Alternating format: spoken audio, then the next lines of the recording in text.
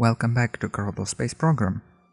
In our last episode we completed 2 missions and went to the moon. In today's episode we're going to continue our exploration, and the first thing we're going to start with is something I called Kerbin Space Lab. It is going to be an orbiter which will fly in polar orbit and collect all the science from the different biomes of Kerbin. So what we're going to do is we're going to take this new science lab module, which will allow us to get more science, and create an asparagus staging around it.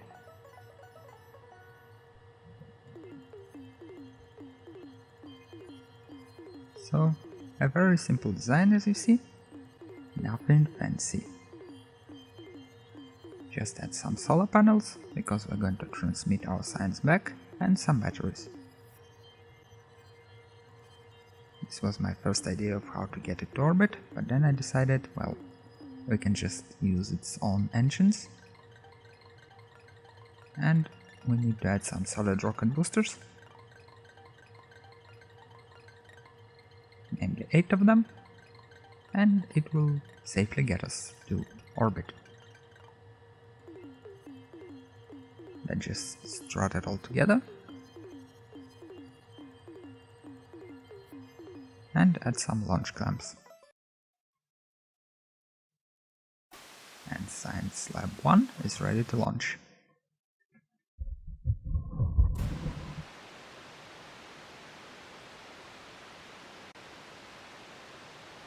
We can even launch with only SRBs. We don't need to use our liquid rocket engines from start. And our asparagus staging is working perfectly. The only thing I realized I done wrong is that I haven't put any solar panels on the lab itself, so we need to keep our 2 rockets until the last moment, even after they are out of fuel.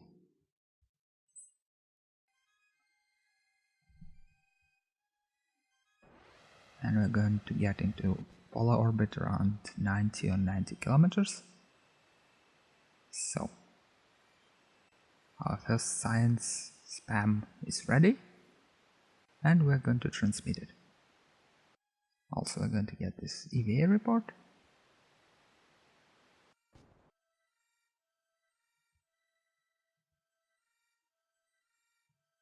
And clean our experiments using the lab. What is happening?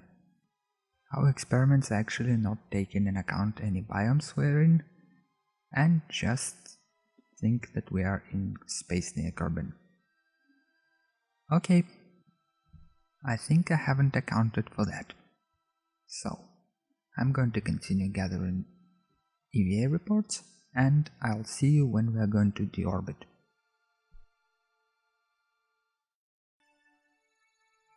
And here we are. Our science lab completed its mission, although it wasn't very successful or good one. We are just going to deorbit it and get all the science that we can. Namely, all the EVA reports from almost every biome on Kerbin. I think I missed one, but it wasn't really possible to get it. So we have to get what we can.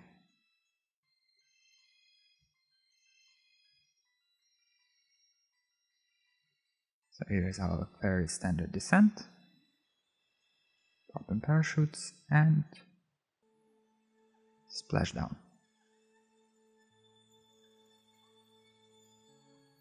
And as you can hear, there is something weird going on with the music and general sound. For some reason I decided to completely desynchronize, so I'm sorry about that. And now our second mission. This time we're going to Minmus. We're going to land there and do our scientific experiments. Also gathering all the EVA reports from over different biomes, because Minmus now has biomes. So we'll take our trusty Moonlander and we're going to upgrade it with asparagus staging and generally increase its efficiency a little bit.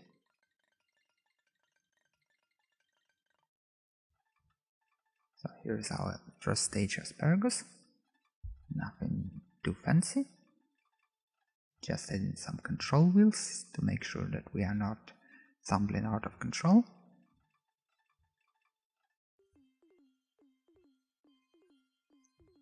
And now I decided that additional fuel in the first stage is required, and some SRBs, because SRBs are always good.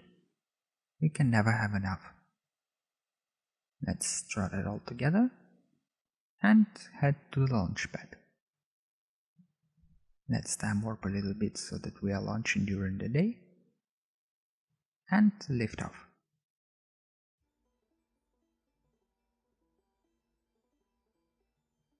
I have no idea why my sound is so desynchronized. It is just wrong. So I'm going to lower the game sound almost to 0, and it is not going to be that annoying. Here we are, almost in the orbit.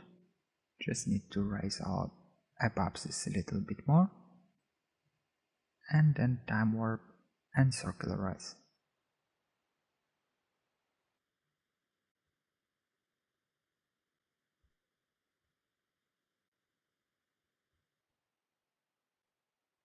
Almost there. I'm going to speed it up a little bit more, because we've seen this many times in season 1 and already a couple of times in season 2. So we are in orbit, just a tiny circularization burn, so that we are around 100 on 100 orbit, and let's create our maneuver node for Minmus. It looks like I've forgotten how to go to Minmus. So we're going to change our inclination first. Not this way, this way. Perfect. Let's align ourselves to the node, time warp and execute.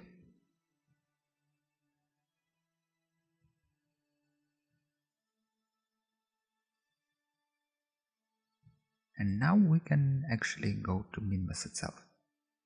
So let's select a place on our orbit and let's create the node.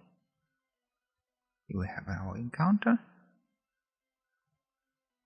and we're going to tweak it so we are getting to Minmus around 100 kilometers. Great. Execution. And this burn is taking approximately 1 minute in real time, but due to magic of video editing, you don't have to watch it for the whole minute.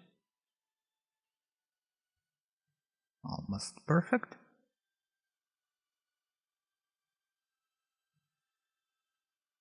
And let's see if we can tweak it a little bit, but it looks like the changes are too small and it is going to take a lot of precision to actually make them, so we are not going to bother.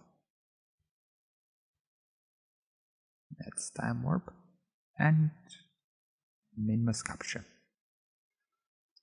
Our next order of business is to circularize around the Minmus moon, or moon Minmus.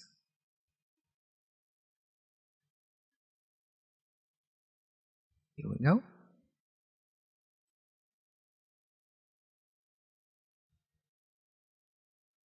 And we are going to orbit around it a couple of times, getting our EVA reports and doing all the scientific stuff. As last time, I'm going to do the science, and I will see you when we are ready to land.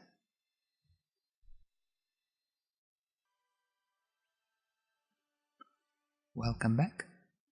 We are on our final approach to Minmus surface. We're almost 2000 meters away, and we are going to do our final deceleration burns right now.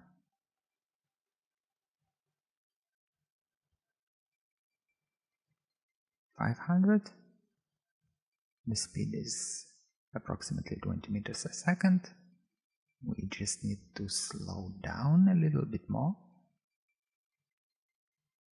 Less than 100 meters. Slow down,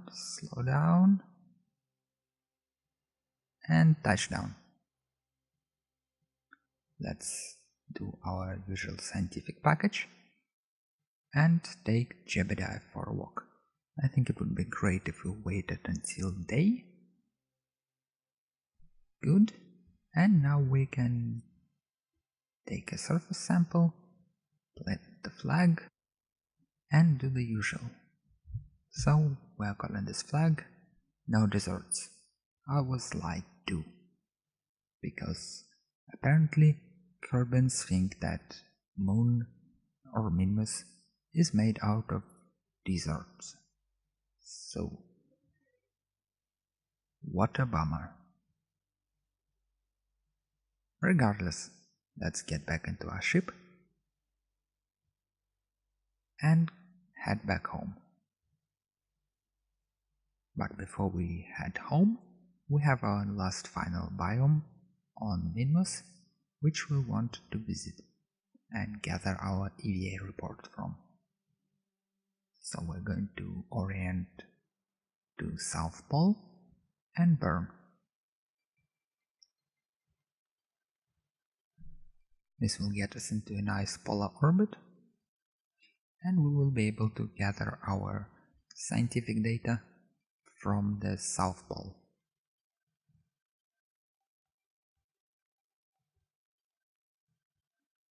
At this point I was just trying to make our orbit a bit lower, and this is good enough for us. Let's take Jebediah out and take the EVA report. At this point I actually realized that our ship lacks any kind of electrical production facilities, and we are almost out of electric charge, so it might be a little bit problematic when we are going to return home, but hopefully we have enough fuel and we might actually take this without much of an issue. So as you can see, I'm desperately trying to move my ship in a direction I need. And here's our return home burn. Let's time warp to it and hope that we will be able to turn around. Yes, almost there. Perfect. We are burning and our periapsis is falling, and it's actually inside the planet Kerbin. And this was the moment when I was really worried that our ship might disintegrate in the atmosphere because it lacks any kind of control. But it looks like we can manage that. Everything seems to be more or less fine. Our altitude is falling and our speed is falling too. We're at 8,000.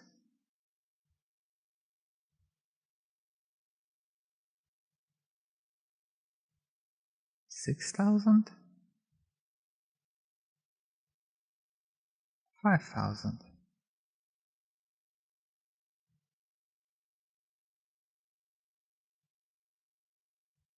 But our actual altitude is a little bit different. So we are at approaching 1,000. And our parachute was ripped off. Damn it.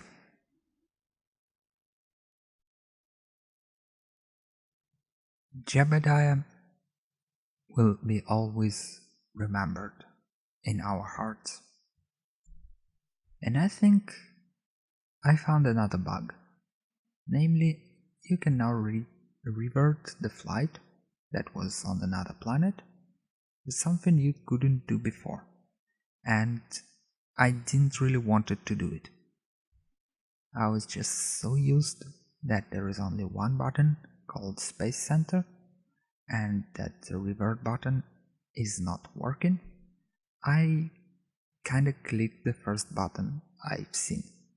So we will think that a space-time continuum ripped open after Jebediah died and everything was resetted to before the mission. It is also that time where I have to say thank you all for watching. Remember to like, dislike and comment this video in the section below. My name is Darluk and I will see you in the next episode. Goodbye.